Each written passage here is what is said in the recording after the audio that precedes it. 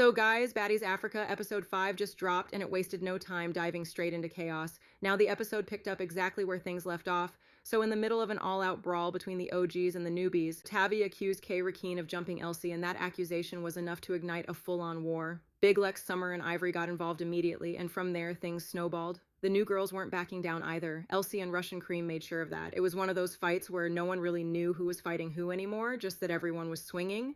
So while the fight was still going on, Summer popped into a confessional and gave us a one-liner that really captured the energy in the house, saying, "Welcome to the Baddies house, bitch, everybody w***ing everybody." And she was not lying, because the fight only got bigger as more girls jumped in to defend their friends or handle old beef. Big Lex had a small army with her.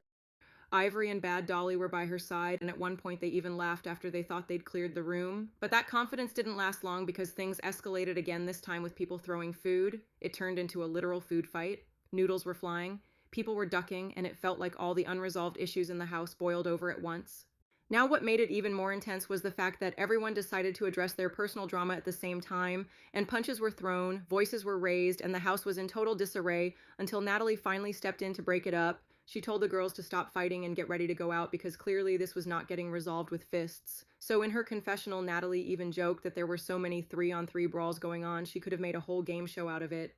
And later in the episode, we see more confessionals where cast members reflect on the madness.